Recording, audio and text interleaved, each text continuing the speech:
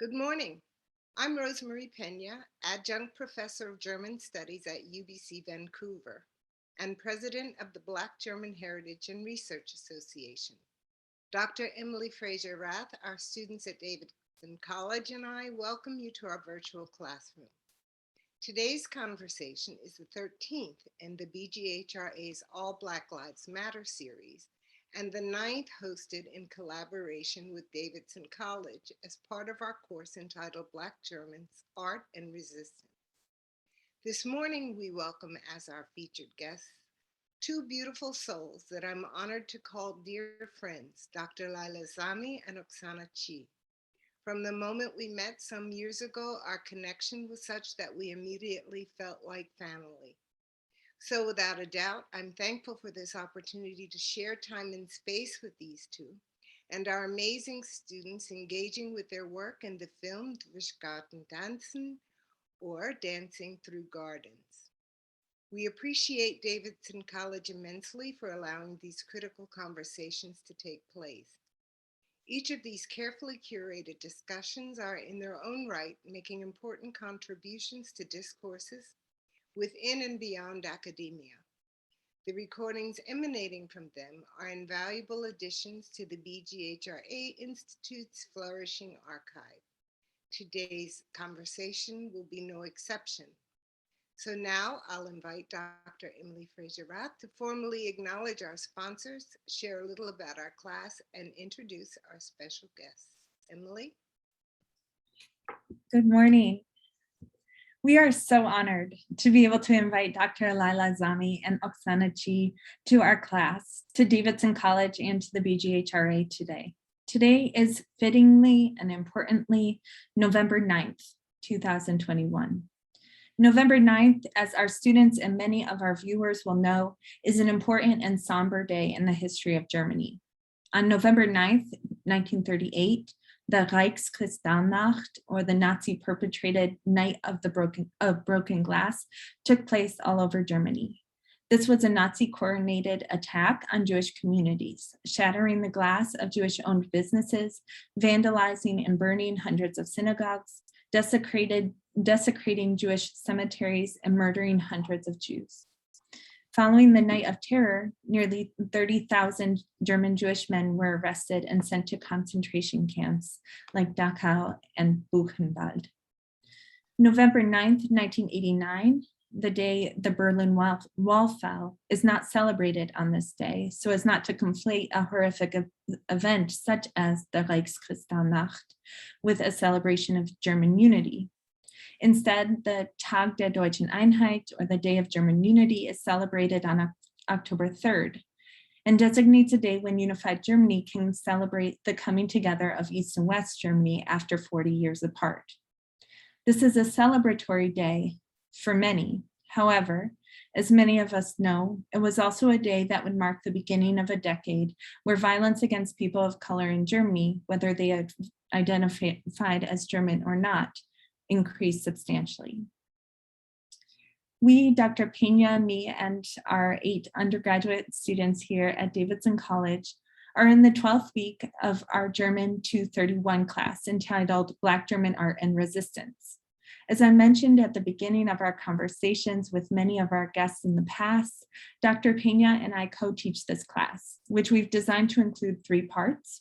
It is first a survey course in the field of Black German studies. Second, it is a community-based learning course as we support the BGHRA through our work and will feature our final projects on the BGHRA archive.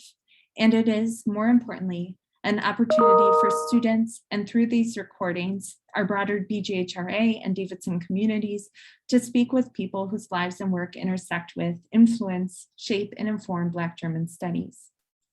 We'd like to thank the Dean Rusk International Studies Program Fund for helping to sponsor today's event. In particular, I would like to thank Dean Rusk's former program director, Jane Zimmerman, and the former Dean Rusk program administrator, Sheila Reeves, for their support, as well as Verna Case, the interim director of the Dean Rusk program, for her continued support. As always, I need to thank our Department of German Studies Administrator, Meg Sawicki, as well as Jennifer Joyce and Susan Caldwell for doing all the work behind the scenes here at Davidson and for being in particular, for being very patient with me.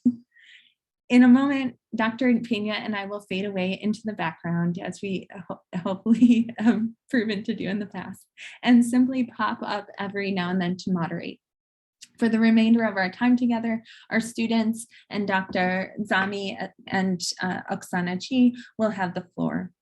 In preparation for today's conversation, we have watched Dr. Layla Zami and Oxana Chi's beautiful film, Durch Garten, Tanzen, or Dancing Through Gardens, which we'll see some excerpts of and discuss primarily, but not exclusively, this morning. So finally, it is with a great honor that I introduce Dr. Layla Zami and Oxana Chi. Dr. Zami is currently a visiting assistant professor at the Pratt Institute in Brooklyn, New York, where she researches, teaches, and advises in the fields of humanities, performance studies, and art history in particular. Her work centers around matters of cultural memory, corporality, dance, movement, race, gender, diaspora, language, and space-time, as she mentions in her bio. Oxana Chi, is a German-Nigerian choreographer, dancer, filmmaker, curator, organizer, mentor, and author. She draws inspiration from her travels across the world and is also a self-taught artist who developed her own performing language.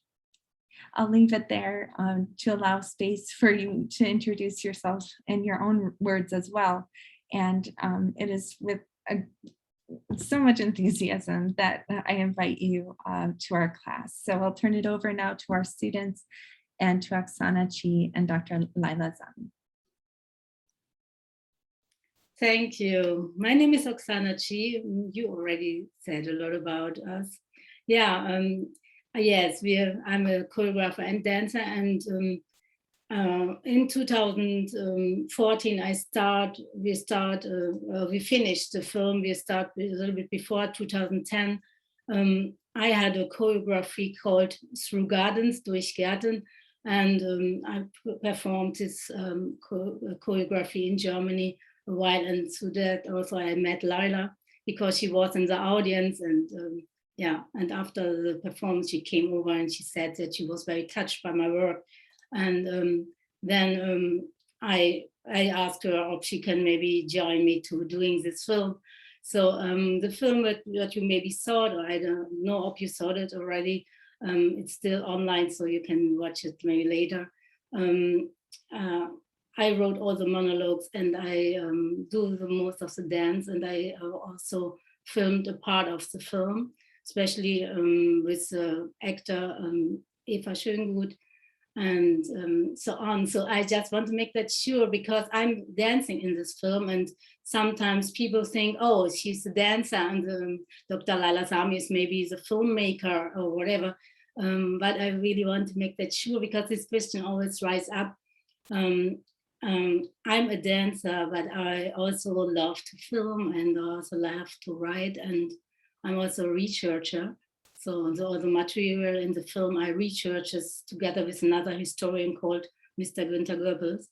And so I was a lot in archives, and I do all this work because a voice, and maybe it was a voice from Tatiana Babakov, and this becomes spiritual, told me to do this. So I think a dancer can do a lot of things, dancing and all the other disciplines.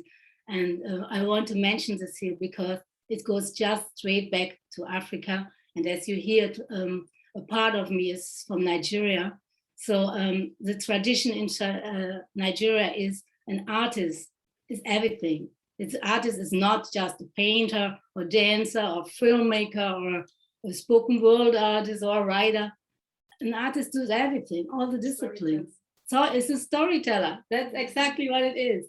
So we are storytellers, and both of us, if you teach, Layla teach at Pratt Institute, we are storytellers. we can do it with all kind of things, yeah, and with all the mediums, and that's I want to pass today, that we all are in fact storytellers, maybe all the students and all the professors. We are all storytellers in different ways, and we can do a lot of things. I mean, there's not one discipline. I call myself dancer. Layla maybe sometimes call herself musician, of course, but we can also do everything. I mean, all the other disciplines. Yeah, that I want to say a little bit about me, and yeah. I can say that. Yeah. Hello, everyone. And so, yeah, I appreciate that Oxana emphasized this, because I think it's also the type of, collaboration is complex and it's also multi-layered.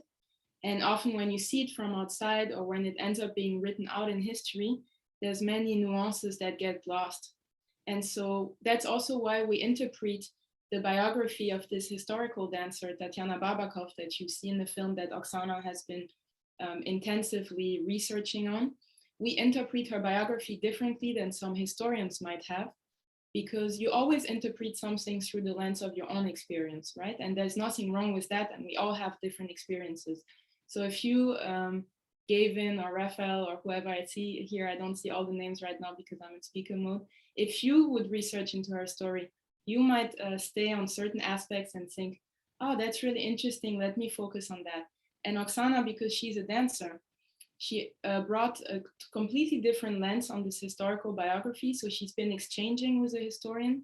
His name is Günther Goebbels, and she mentions him in the film, right? But there were some things where she thought, well, having myself had this experience as an artist, collaborating with others and looking at the importance of collaboration also in Tatiana Babakov's life, she interpreted some of the aspects differently. And I think you can see that in the film. And that's why in the letters, she also emphasized all this communication that Tatiana Babakov was having with other artists throughout the 30s and the 40s, even when she was still, trying to escape.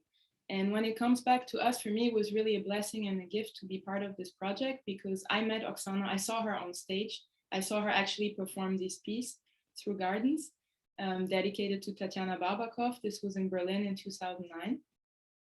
And you never know what the future brings you, right? Because if at that time you had told me years later you'll be part of this film, you'll be on stage in this piece, I would have thought, really, write a PhD on the topic of dance and memory. And so I'm really grateful. This has been so inspiring for me. And I hope that all students can get out as much as possible. Now with the pandemic, it's a bit difficult, but always to witness things also outside of the university, and it can feed you back, into your studies. I mean, I would not have done a PhD if I hadn't seen this piece. I thought I was done with studies. I had already enough degrees. And then Oxana took me to Indonesia. And the film, as you can see, it was shot in France, Germany, and Indonesia. So it's also very transnational. There's a lot of movement, the movements of her as a dancer and the actual movements we were taking through space and time to do this project. Yeah, thank you. So, and we thought maybe we just show you now a little excerpt, and the keywords for this for me is being on big and small stages. And I've been informed that your course is about resistance, and for me to be on stage, on a small stage, on a big stage, and also for us to write, to having different articles, to writing books, to have DVDs coming out, and all this, to being present in culture, in the art scene, and also in academia. This for us is a very, very, very big resistance, especially as a person of color, and especially also as an afro-German in Germany also, but also in the USA. Because we're still little, we're still just few person, and we all know and stick together. We know each other. So you saw Natasha Kelly. Of course, we know Natasha Kelly because Natasha Kelly was one of our biggest fans. She always came to our events. She also bought our CD, DVD, and she know the film and so on. Now she also made the film, and so on and so on. So we are still not so many in Afro-German society and culture. It's very, we have just a few person. And so, and that's our resistance, to be totally visible, yeah, to be there and say, all right, we are Germans, yeah, and we're there. And we have our place, and we build our own stage. If we can't get to other stage, we do it just on our own, yeah. And then taking the steps from doing our own thing, and then also getting invited. And so this is a resistance for me. And also I think visibility, yeah, to be, yeah, we can talk about this later. Yeah, to build your own visibility and resistance. But first you will see the first part. Okay, so I will now share a screen and show the first excerpt. If at any time there's things that come up, and I mean, for students, you can also use the chat, right? And we can see when we can address them maybe.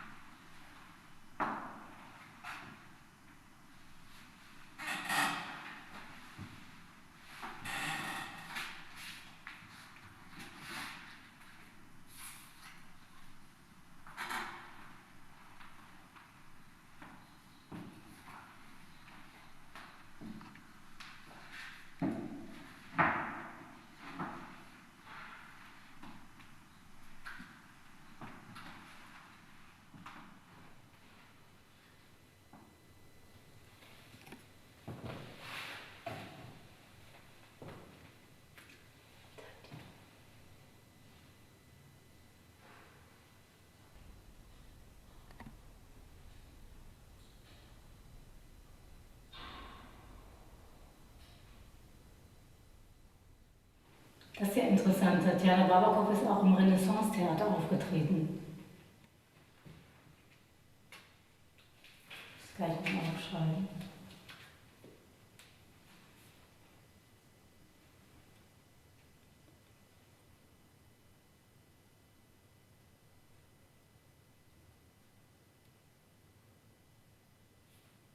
Es ist immer noch wie im Jugendstil gehalten, das Theater. Ich bin ja vor ein paar Wochen vorbeigegangen und habe noch überlegt, ob ich vielleicht da mal eine Tatjana Babakow Aufführung machen könnte. Aber die haben eigentlich ein festes Programm. So ein Boulevardtheater, die haben ein festes Programm. Von daher habe ich davon abgelehnt. Aber ich finde es interessant, dass ich auf dieses Theater gestoßen bin und jetzt sehe ich, dass sie dort auch aufgetreten ist. Ja, das Wayang-Kulit ist ein Kulturobjekt aus Zentraljava. Und in Zentraljava werden mit diesen Figürchen, den Wayang-Kulit-Figuren, werden Geschichten erzählt. Also ganz alte Geschichten, von religiöse Geschichten, aber auch ja, eine Art Kabarett und auch politische Geschichten, was jetzt gerade aktuell ist, so wie Nachrichten. Da können sie sich halt auch ihren Unmut oder so über die Politiker loswerden oder es werden halt witzige Geschichten erzählt und die Leute finden das alle sehr amüsant. Und es gehen halt auch vom Kleinkind bis zum Greis, alle gehen dorthin und alle finden es irgendwie toll. Das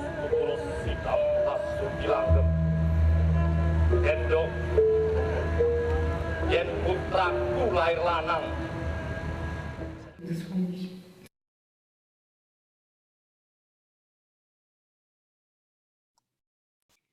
Yeah, this was in Indonesian and in Berlin. The museum in Berlin is a museum of two friends of us. It's a women museum, so the owners are two women who are focused on artists who are women, and especially also on artists who've been a little bit forgotten in history. So this was a beautiful collaboration. And this is also a form of resistance to remember artists who've been forgotten in history, especially in Germany, German history, who've been left out because of different historical moves, like the Holocaust and also before. And so that was what I want to say about this. And Layla, you want to talk about the Stolperstein? Yeah, right. And but like I said before, that I have done a lot of research, and the paintings you see there, the photographs you saw just now, being all photographs from Tatjana Babakow, this main figure in our film. So this was an exhibition that goes a little bit on the side of the film. And one of the archival documents that is in the exhibition that Oxana was looking at and that we show in the film is actually program notes. So you know when you go to a theater and they have this program note saying the performance was choreographed by this and this artist. And so that was interesting because that also gives you other information. We were able to see, Oxana showed it to me and I told her, oh, Salle Pleyel, how interesting, because today Salle Pleyel is one of the biggest concert venues in Paris. It's kind of the equivalent of the Lincoln Center in New York. Or Kennedy Center in Washington, right? But they don't have dance there anymore today. It's always concerts.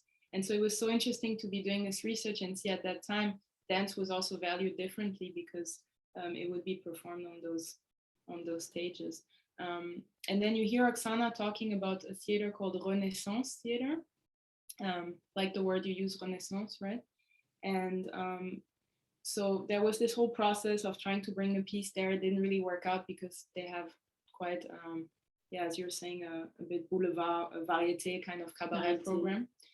And so what we did then in the realm of project that we were doing is that we commissioned an artist who does this Stolperstein. So I don't know if you talked about this in the seminar so far, yeah, these little stones, kind of. Okay, so I'll write the name again here in the chat for you. So literally, people who speak German in the class will understand, right? Stolpern is if you stumble onto something. Those stones are on the floor, actually, in the streets of Berlin and throughout Germany and now even throughout Europe. And we had one on for Tatjana Babakow. And so what these stones do is that they commemorate they are usually in front of the houses where people used to live. And then it says, here lived this and this person, right? And so that's also an interesting point about visibility, because sometimes you don't notice them. At first, I didn't see them in Berlin, but once you're aware of them, you see them everywhere. So it's quite a strong statement. And the one we did is in front of a theater. And that was very unusual because all of the stones are in front of people's houses. So then we had the discussion with the artist, because he always writes, hier lebte. So I write that in the chat for those of you who speak German. So it means here lived this and this person, right? And so we thought, oh, how are we going to bring that? And then together, and I think he also suggested the idea to write hier wirkte. And wirken in German is to have effect somehow. Yeah, it's to, it means in this case she performed in the theater, but she created, she was active basically. So I think it's also very beautiful memory. And so if you get to go to Berlin and you walk past the theater, which is really in the middle of where a lot of tourist things are, you can you can see it. And for me, it was really important because I always being aware about the Stolpersteine, this little memory patterns in the street. And I always asked myself what this person had done for living, or for, was it an artist? Was it a mother? Was it maybe a businessman? Who was this person? And so when it came to that, we said, okay, we also want to give a memory stone. It is made from metal or gold. It looks gold, but it's not real gold. But so we want to make a really beautiful stone. I said, yeah, but she was an artist. We have to place that there in a way. It must be clear that here, and so they also wrote that she was a dancer, and that she read, that she worked, or that she influenced this theater. It was the first a very big discussion also with the government of Berlin, because they said, yeah, but normally it all had to be like, we have our concept, and so, but at the end, yeah, we still managed to really announce that she was this artist who worked in this theater. Yeah, it was difficult for us, no? Sometimes people ask, why are these stones on the floor, right? And there's been a controversy about that. And actually, it's really a strategy from the artist, because when he started out the project, he is himself, the artist who is doing this himself, found out in a conversation with his father or grandfather that they had been, influenced very badly in the war and being Nazis or doing bad things. And so he took on as a life challenge to do this work of memory. And he wanted to have it sometimes on the wall, on a building. The thing is, if you do this, then you're dependent on each single building owner, and many didn't want. So he came up with this idea. He still had to request authorization, but he would need to get it from the whole city. So let's say if Berlin says we allow it, then he can put them as many places as he wants. Munich, for instance, still does not allow them. So there's a lot of still very complex negotiations going there. But that is why he eventually came up with this idea of putting in, because the how do you call it, the sidewalk belongs to the city, right? It doesn't. Right. So no homeowner can say, no, I don't want to have this here. Mm-hmm. But we were wondering maybe if we have so much to say always, but we were thinking maybe that you have some questions or comments, or prepared some questions. Mm-hmm. Patrick. Hi, my name is Patrick. I grew up in DC, and my family's from Poland. Just a little bit about me. I like to think of myself as an artist too. I like photography, and I like to make different music. And some things I always run into is I get these artists blocks almost. Sometimes I feel like I'm not being creative enough, or an idea isn't good enough. So I was wondering how you all approach this kind of from an artistic standpoint. Right. Yeah, thank you for this question. Yeah, I just can tell you from my perspective. I think, and I think it's important to understand that the artist, the creative process, is not only about the art, but also about the emotion. So, and I think this is very important. So, I think just can tell you from my perspective. I never think that artists are not good enough. I mean, they give so much interesting and important things to this society and to community. So just go. I just go. I mean, I was studying with art. I mean, it's really being on stage with 16 and 15, 16. And of course, I was maybe not that good then today, of course not, but I just said, okay, I do it. I just do it. And I give something. It's always something, you give something. And if people give something, that's a beautiful thing. And also, I think when I think about my work, I want to address sometimes things. I was thinking, I was maybe angry about society or whatever. And you can't tell it to people. You can't say, hey, that's not okay and so on. It's sometimes not possible. But I can dance it out, or you can put it in music. Yeah, you can maybe write your own lyrics and say, that's not okay. You can sing it out, and everybody will clap and say, wow, that was beautiful or interesting. And maybe it's also will open up their minds and think, wow, the lyric was really deep, so we have to think about it. So and if you have a blockade or whatever, or maybe you think, yeah, I don't have any ideas right now. The best thing is always what I do, and I always tell it to artists. I mean, I mentor different artists, Layla, but also other artists in Germany. I mentored them, and also in New York.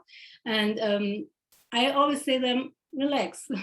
Yeah, the most important thing is just also to relax, to have time off, to think, oh wow, I do nothing. I'm just taking my whatever tea, coffee, or whatever you like, hot chocolate, and relax. You know, like and in the moment when you really relax sometimes, or maybe just have a good time with your friends, there will be fresh ideas coming just to you.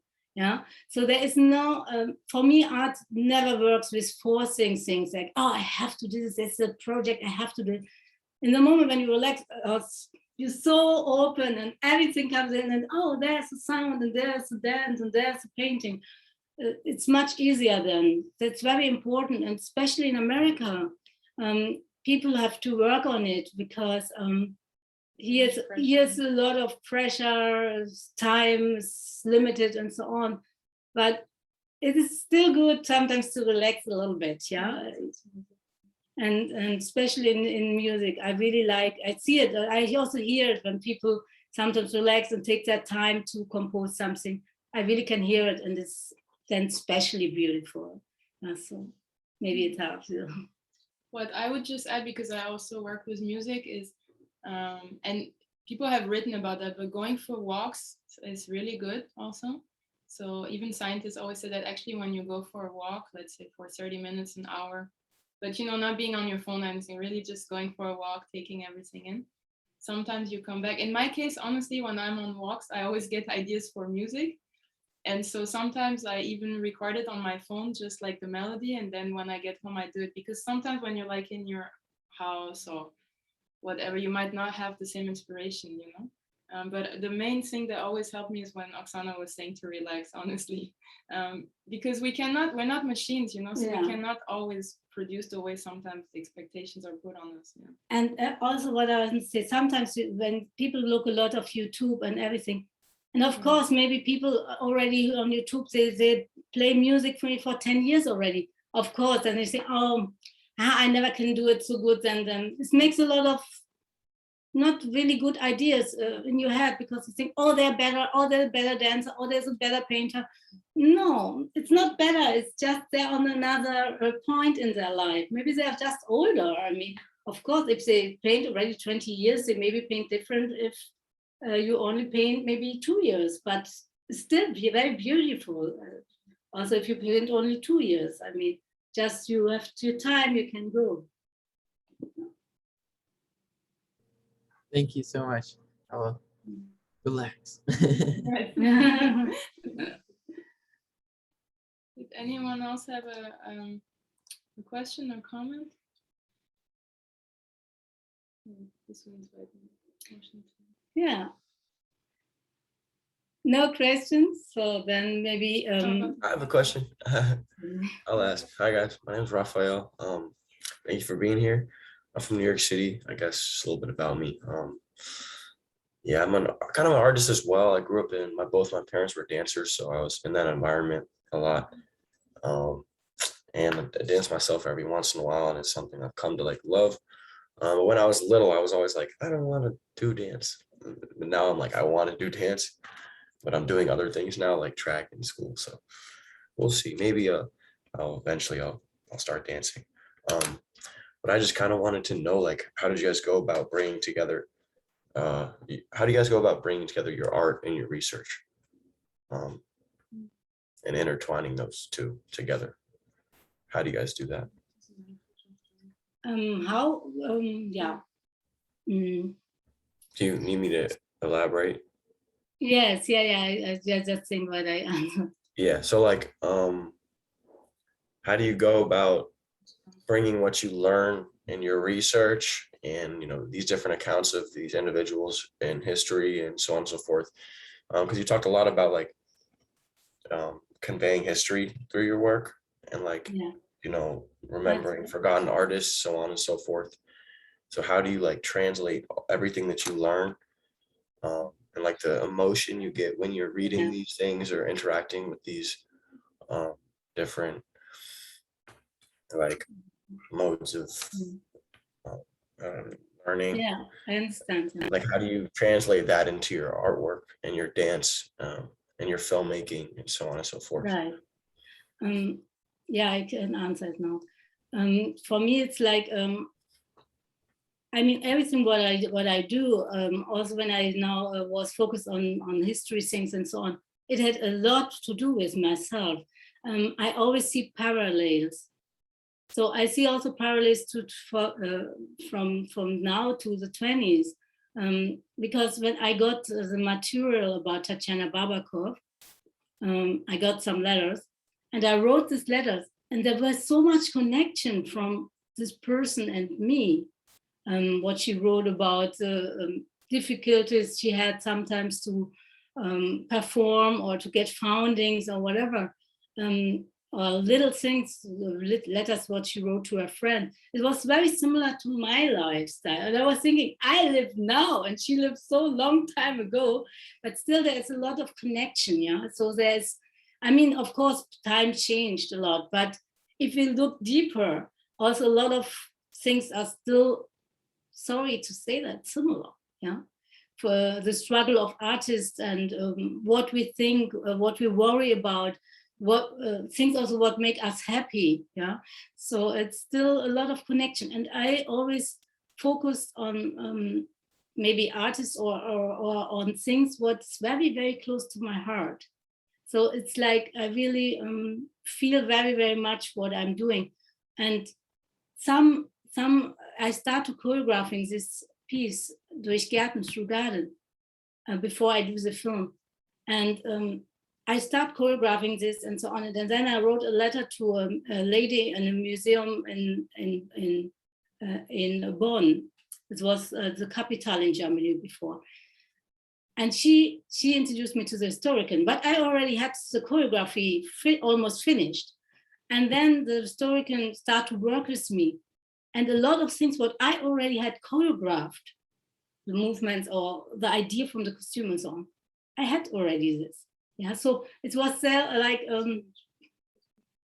it was still like because there was so much like a soul system. It was so connected, right?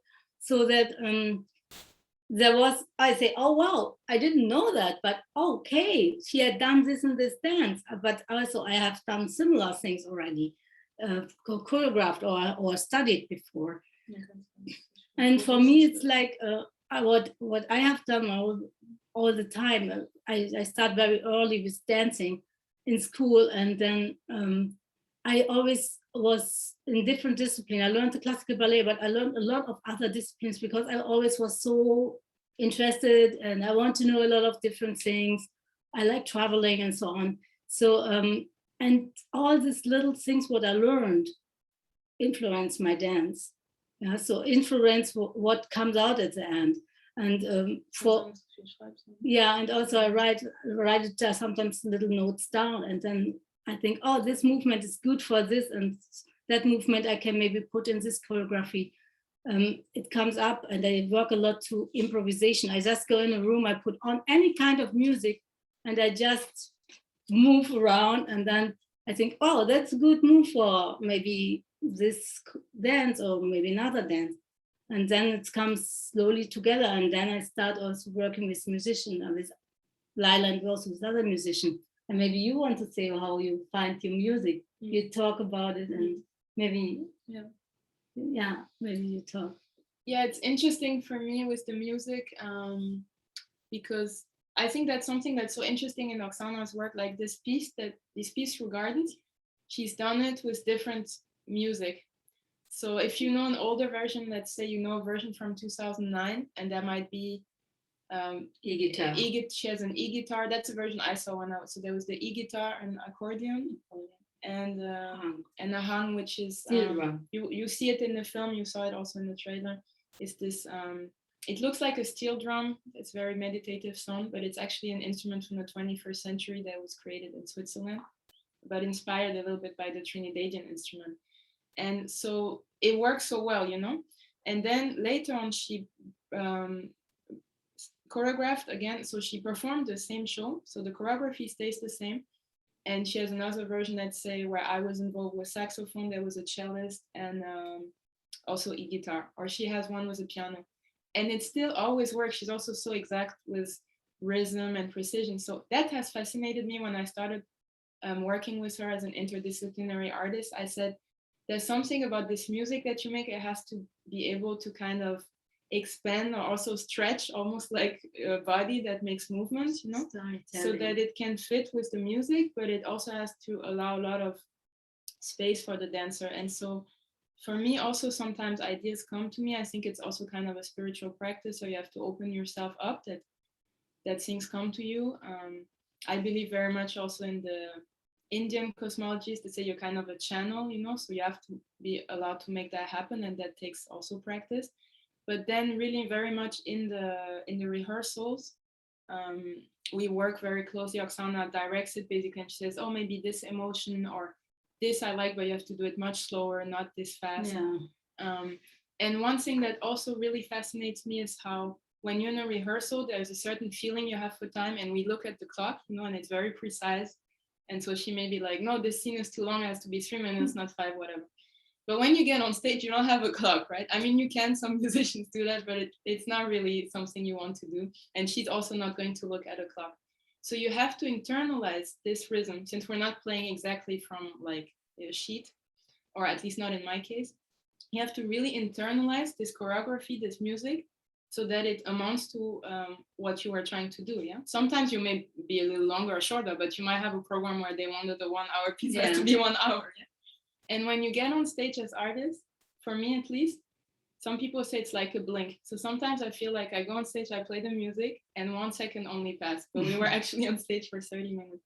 And that's something very interesting for me that I think about a lot these days, because you know, you can reflect about all of those things, but in the end, there's a lot that has to do with feeling and with integrating it in your body, basically. Yeah. Thank you. Like a Question or a comment, if you don't mind. Mm-hmm. Well, you talk a lot about spiritual connection, and what touched me was the moment that Oxana expresses in the film when she was in the bookstore and she was looking for art books for books about dance, and there was a dearth of books. And then suddenly from way up on high, there was this book that caught her eye. And it seems now that that moment was life-changing. And then also the connection between Layla and Oxana because of this film. So I'd like to say a little more about that spiritual connection, please, or hear a little more. It's conveyed also, I think, a little bit in animation in the film when it seems like Tatiana Babakov is reaching out to you. So I was fascinated by this reaching out and the embodiment. And I wonder how it felt, the culmination of this spiritual connection when you danced and appeared to embody Tatiana. Maybe you can say a little about this for us. Yeah. Thank you for this question. Yeah. With me, with the dance, especially with the dance, it is like if I go to the stage, but also when I rehearse, I do my warm up and then I start to dance. And it's one moment where I really feel like, oh, now I'm in. Yeah. And when I'm into this dance, and that is also what dance is, there's a very, very, very strong connection to the person maybe I have to present in this dance. And yeah, it is not only my own body memory. My body memory was really goes centuries back, but it is also the really channeling with this person I present. And I think also actors do this very much. If they present maybe a certain figure, I can see of this person, the actor is connected with the person, shows the person, or is just acting something. It's a different thing. And a really good actor channels with the character and with the soul of this person. So, and that's what I'm doing. And it's not, but it is not that I think, oh, I will now want to become in contact with Tatiana Babakov in this case. I never thought that. And that I mean also with relaxing. In the moment when we really relax, things come to us. We don't have to ask for it. I mean, it's funny because Andy Warhol said that once. I know that I saw it in an interview from Andy Warhol that Andy Warhol said, in the moment when you really relax, you don't want anything anymore. You don't think about, oh, I want to have the next exhibition, or I want this and that. You really relax. There is this little period or this moment where something can talk to you. And then you can also listen because you're not busy with other things. And that's what I'm doing in the dance, and also what Layla is doing in the music. And then it comes together. And also with my other musician, I have that.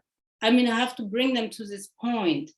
I try to explain them. Some I have it naturally and some not.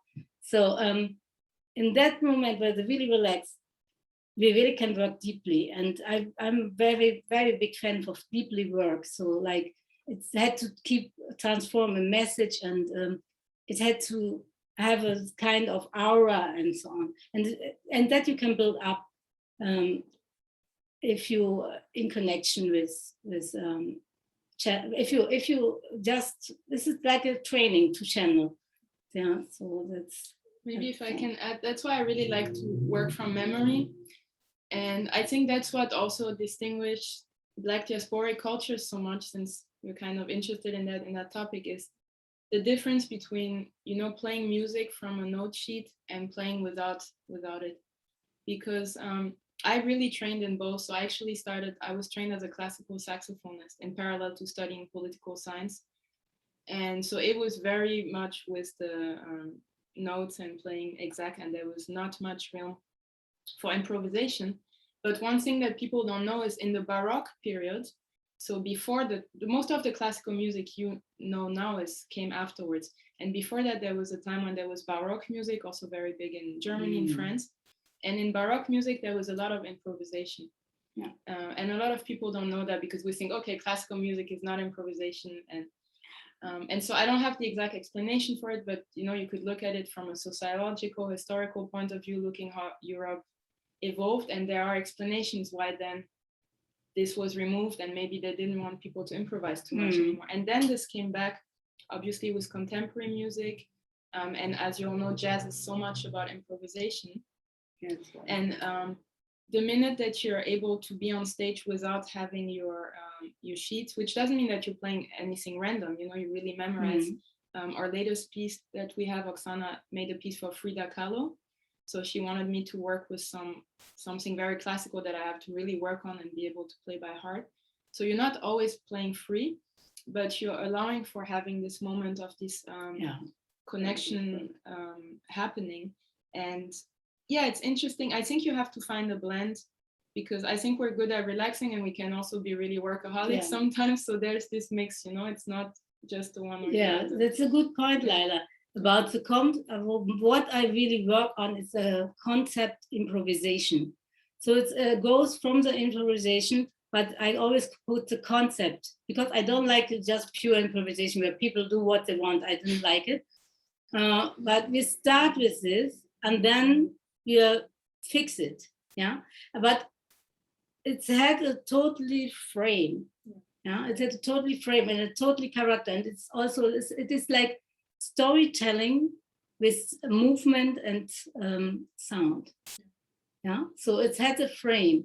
And you have, of course, you have some flexibility and freeness in it.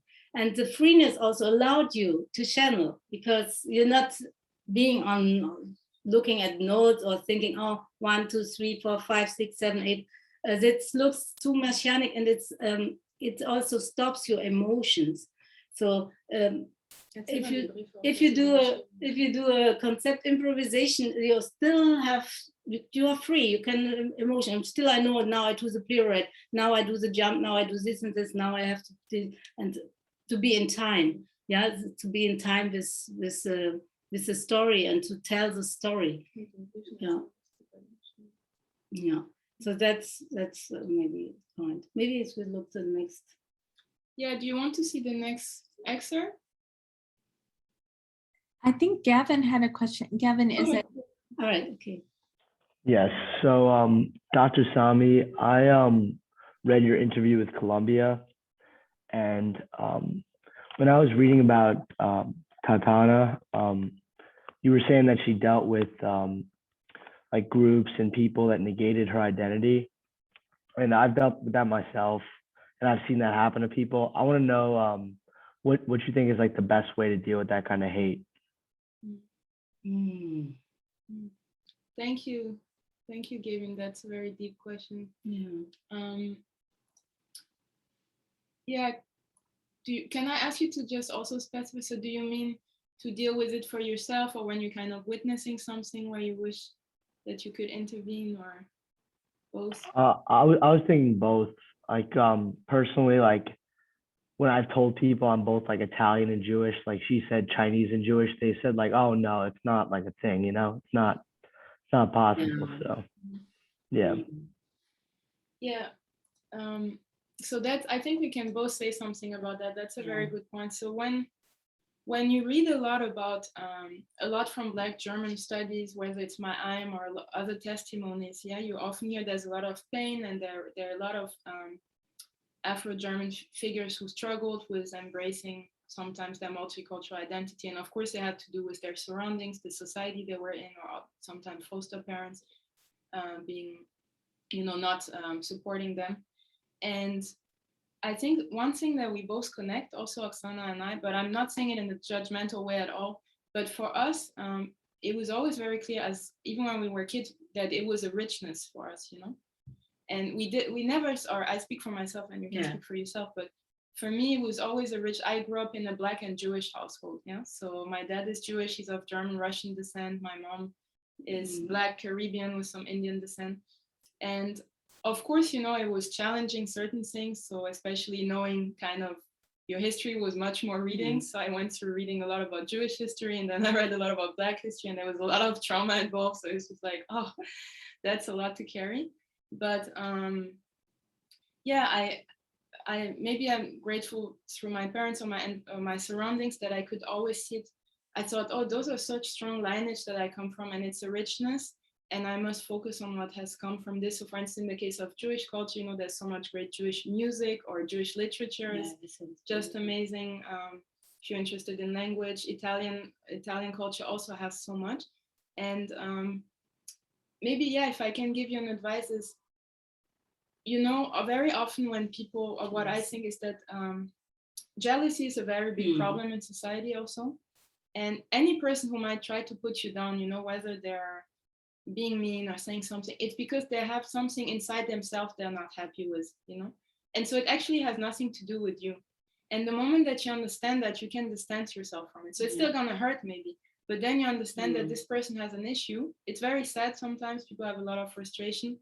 And so they need some kind of, you know, if you have something heavy and you don't want to carry it, it's easier to throw it, be like, oh, this stone, let me throw it. But it's not actually your problem, right? They're just dropping them onto you. And so, yeah, I don't know. I hope that's helpful to see it this way. But even if people frame it this way, it's very often this, you know, even if we think about the George Floyd case, the policeman who did this story, I mean, when I read, he was also in a discotheque. He was also, he had a really strange, he was a policeman and he was also working there in this nightclub. I mean, there was a lot of things that he was struggling. So he put that onto someone else, right? But he was actually battling his own issue. And that's very often for me the source of where racism is coming from. Yeah, I agree, Layla. I mean, I grew up in Germany, and I mean, me and my siblings, we've been really the only strangers. Yeah. So in this neighborhood, we also go, or the strangers for the others. And we also go to a school where there's been really only German, 100% German people. And it was a private school, so yes, yeah. So, but I always think to myself, even when I was small, sometimes people talk to me in a funny way. I was laughing at them, I was thinking, come on, I don't understand what they want, because I was feeling as a child already, oh yeah, they're jealous. I mean, they're just jealous, let them talk, you know. And it's sometimes hard, but still, it's like, it's exactly what Layla said. If people really need to be mean to other people, I mean, it just means that they are very, very, very jealous and also uninteresting. Yeah, this is very uninteresting people. They have nothing. It also didn't help them. I feel sorry for them. Yeah, and also, yeah, so that's all what we can say to this. I mean, it is also sometimes a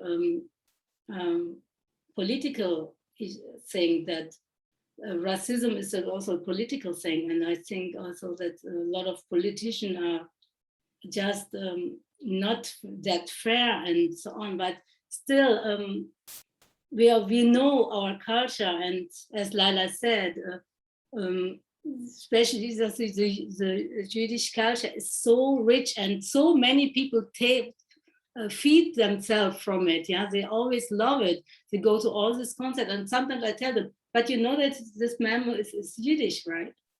It's this Jew. And then, oh yeah, in Germany, because sometimes they didn't even expect it. Yeah, so I mean, I always say the most of the culture in Germany is built by Jews. It's not built by ordinary Germans, and that's the truth. And the afro-germans also later, we give so much input, and people really take it like, wow, thank you so much. So and I always saw that, and so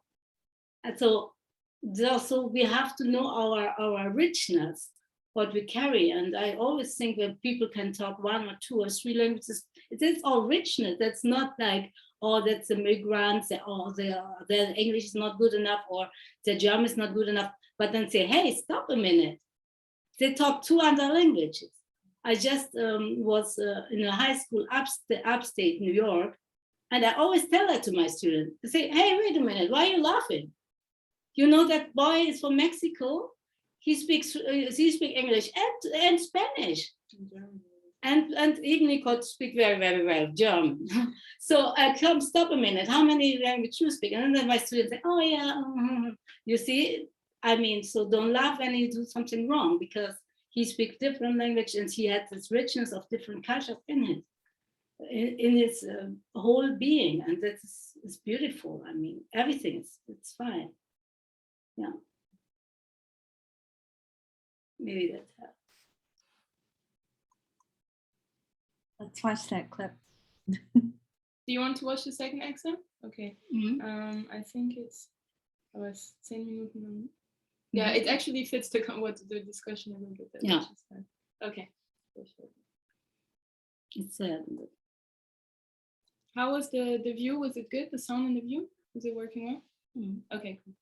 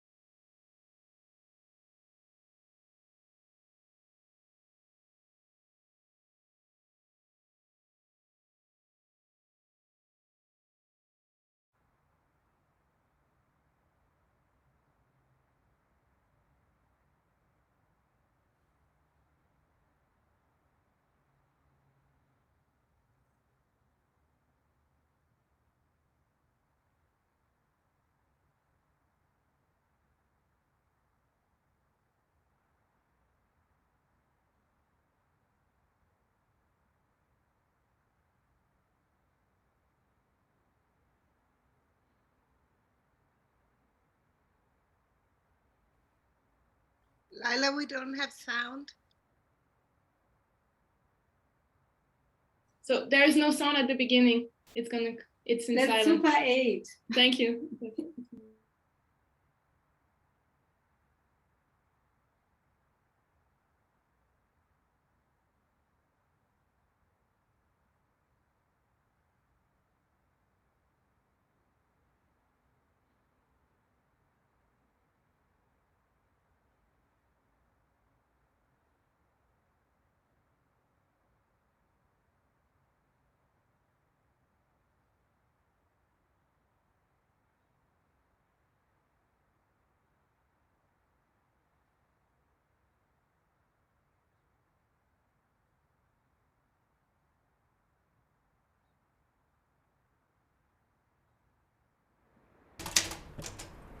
Die Bedingungen für Auftritte im Ausland haben sich schon sehr verschlechtert. Es wird von einer um sich greifenden Wirtschaftsisolierung der einzelnen Länder getuschelt. Wie immer müssen wir Künstlerinnen die Krise am meisten zu spüren bekommen.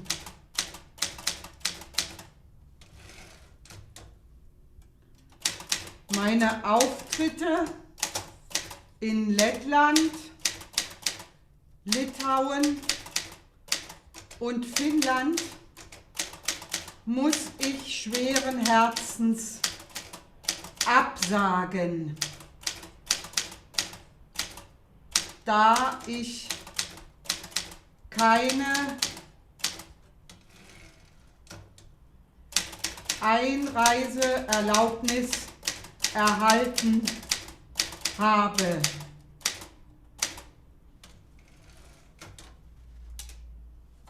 Ich war so froh, dass sich die Helsingforser Konzertdirektion so auf eine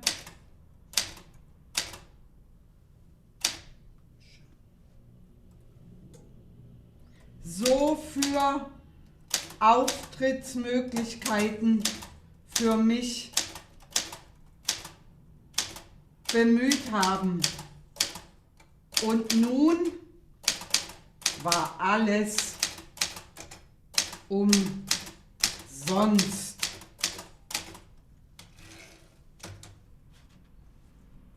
Meine Agentur Wolf und Sachs kann mir auch kaum mehr bei Auftritten helfen. Sie dürfen keine Juden vermitteln, heißt es hinter vorgehaltener Hand, weil die Veranstaltungsorte in Berlin das so wünschen.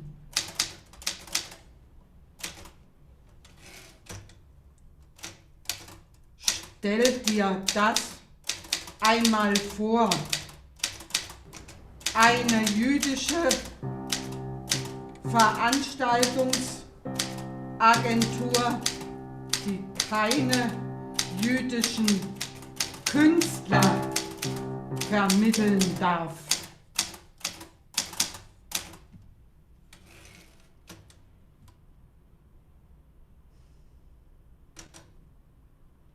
Ich möchte mich aber nicht zu sehr beklagen, da ich trotz aller Widrigkeiten im Herbst mit einer kleinen Tournee beginnen werde. Ich beginne im Berliner Bachsaal und werde auch im Stadttheater Hagen auftreten.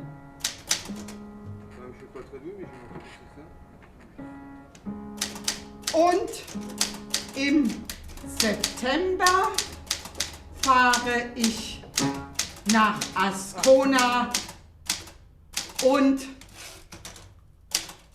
Locarno. And Then that's the stone. Then more line, the cold line. ok, alors, ok. Le début, 1, 2, quand même, 3, Ta, ta, ta, ta, ta, ta. Ok, col de toute lumière. la montée. Ok. I can repeat.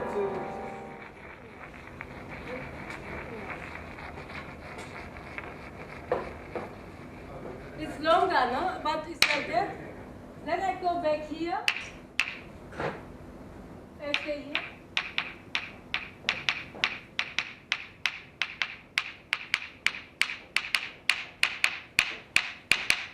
All right, all right. Come, all right.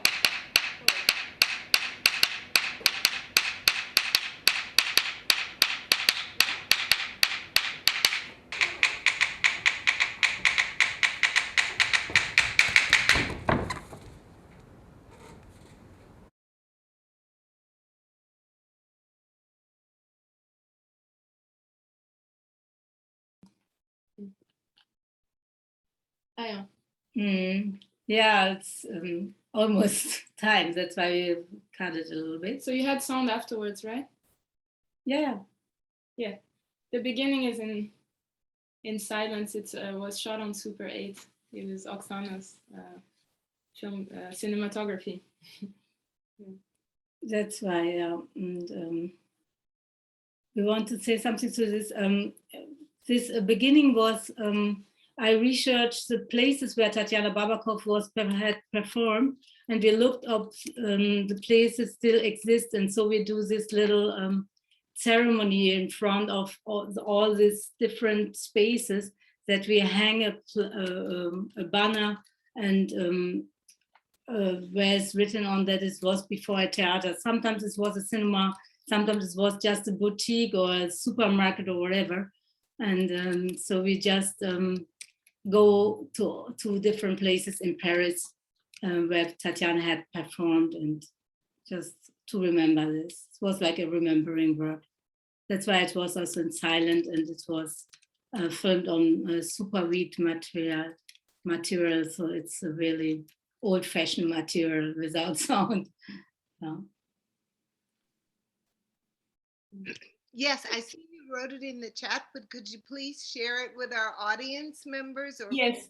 Yes, so thank you for asking that. So if you would like to buy the film, because the holiday season is coming up, right? And it's a great gift to make to your family. So I know you have access, you can watch it this week with the password, but it might be a nice present and something to do over holidays with your family. It's 2.5 hours, as you know, so have a nice, take a nice evening, hot chocolate, and watch it with your family. So you can just email me. I put the email in the chat, mail@laylazami.net. And it's $20, so you can pay via Venmo or PayPal, whatever works best for you. And then we'll send the DVD to you.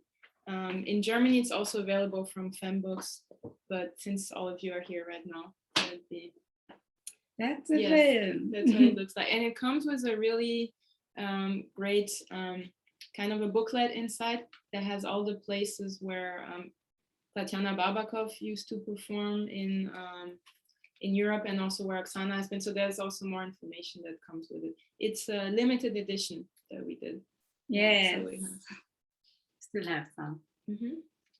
So maybe Rosemary, you want to say something to the end, or Rosemary? yes, I'll be closing out now. So many, many thanks to you, dear Layla and Oxana, for taking the time this morning to share yourselves, your work, and your beautiful film with us. As always, thank you to Dr. Emily Fraser-Rath, our sponsors at Davidson College, and our students for their hard work and thoughtful contributions to these discussions. Please stop by our website at bghra.org and follow us on Eventbrite, Facebook, Instagram, and Twitter to learn more about forthcoming events in our All Black Lives Matter series. On November 17th, we invite you to join us in screening the documentary film Becoming Black with director Enos Johnson Spain in attendance. So for more information about this event, go to tinyurl.com, Becoming Black. Our YouTube channel hosts recordings from all of the earlier episodes in this series and from our 4 international conferences. Mark your calendars for February 17th to the 20th, 2022, when we will host the 5th BGHRA conference virtually in partnership with Africana Studies at Rutgers University, Camden. We hope that you've been enriched by today's conversation as we have, and we look forward to welcoming you again.